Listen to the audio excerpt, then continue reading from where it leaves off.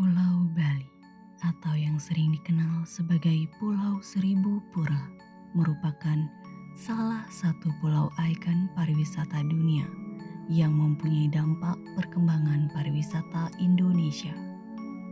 Berkembangnya pariwisata di Bali tak lepas dari daya tarik yang mampu membedakannya dengan daerah-daerah lain, yaitu adat istiadat dan kebudayaannya.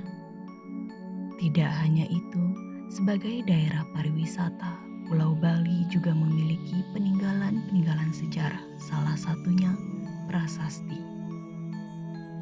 Prasasti merupakan piagam atau dokumen kerajaan yang ditulis dan dikeluarkan oleh pejabat atau raja yang berwenang pada masa lampau. Prasasti berisi tentang mantra-mantra keagamaan, ketetapan hukum, larangan berlalu lalang di sekitar tempat suci, pemisahan pemerintahan, dan sebagainya. Prasasti juga mempunyai jenis dan ciri khasnya masing-masing. Salah satunya prasasti Belanjong. Prasasti Belanjong terdapat di Pura Belanjong yang termasuk wilayah Banjar Belanjong, Desa Sanurkau, Kecamatan Denpasar Selatan. Kami di sini akan mewawancarai salah satu juru pelihara yang ditunjuk oleh Balai Pelestarian Cagar Budaya Bali bernama Imade Sudiana, yang dimana akan menjelaskan tentang prasasti Belanjong. Mengenai prasasti Belanjong, kalau dilihat dari sejarah, prasasti Belanjong itu merupakan tugu kemenangan ya. Jadi tugu kemenangan dari raja pertama yang memerintah Bali. Jadi kurang lebih di abad ke-8. Di kalau tahun Sakanya itu 835 Saka itu dibangun. Kalau tahun Masehinya jadinya di tahun 913 Masehi. Nah, itu merupakan tugu kemenangan dari Raja Sri Kesariwarmadewa. Beliau yang memerintah Bali untuk pertama kalinya dari dinasti Warmadewa.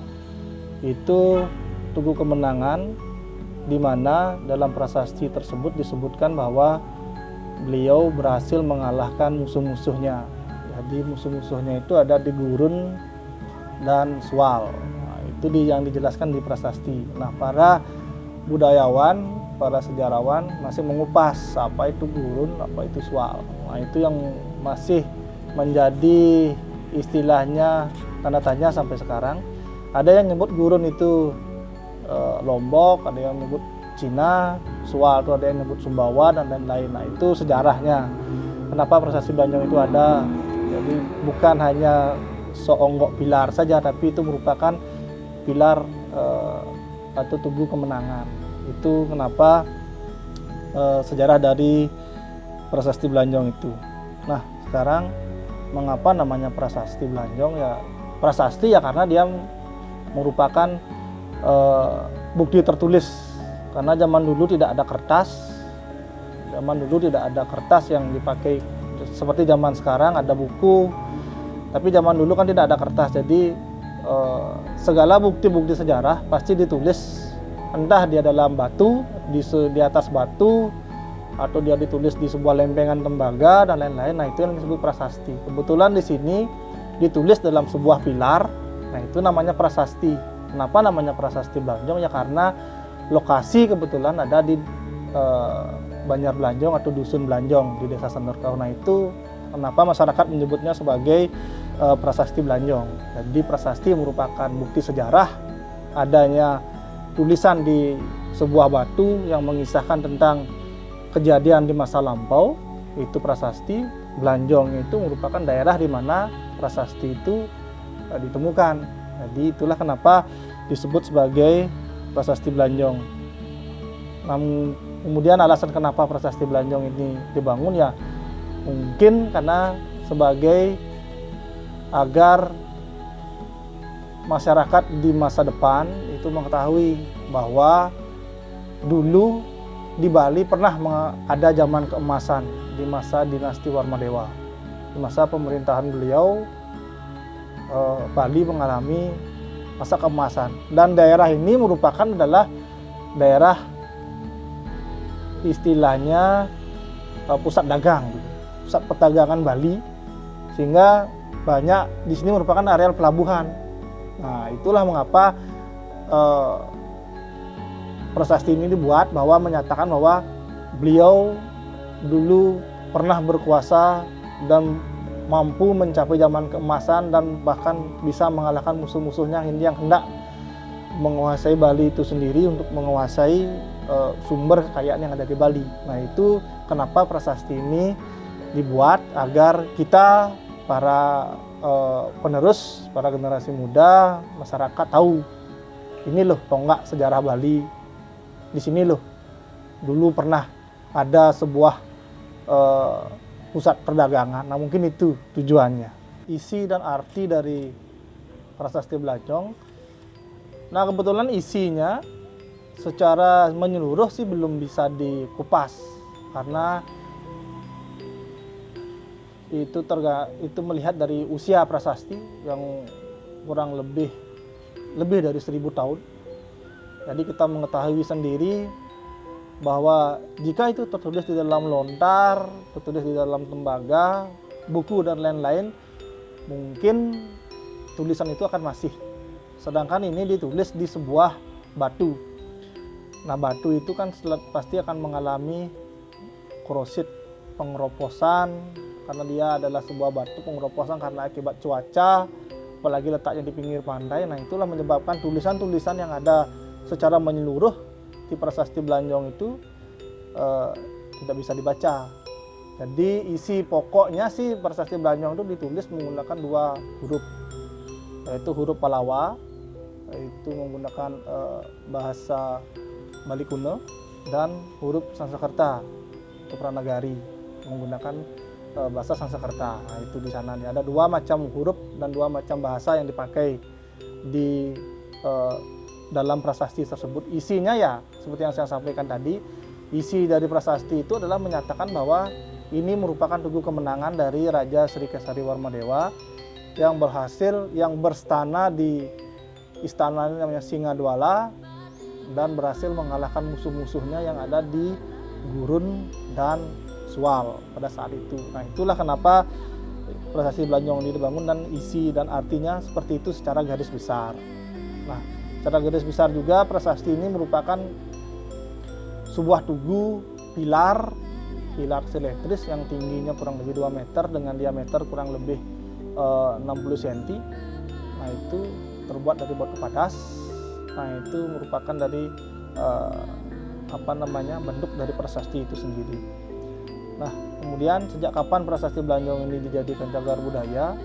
Kalau melihat dari tahun pemugarannya, dari dinas dulu namanya Dinas Purbakala Bali, itu dipugar pada tahun 1961. Nah, sejak itu mungkin sudah dijadikan cagar budaya. Cuma diakui oleh undang-undang kan baru sejak tahun 1980-an. Nah, itu baru, dan banyak undang-undang pun berubah dia sesuai dengan lembaga yang menaungi, sampai ada yang terakhir ya seperti yang di atas dari kementerian. Nah, itu semuanya sejak kapannya itu sesuai dengan tertulis di dalam bahwa prasasti ini selesai dipugar pada tahun 1961, dan sejak saat itulah prasasti ini sudah dijadikan sebagai cagar budaya. Singkat mengenai prasasti Blanjong itu sendiri.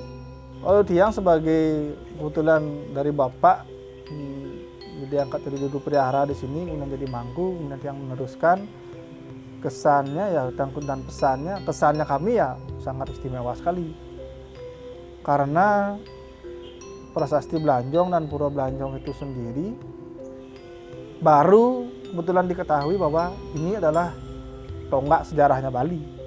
Baru mungkin tidak lama lah diketahui bahwa dulu sangat terabaikan sekali pura dan prasasti Blanjong itu sendiri.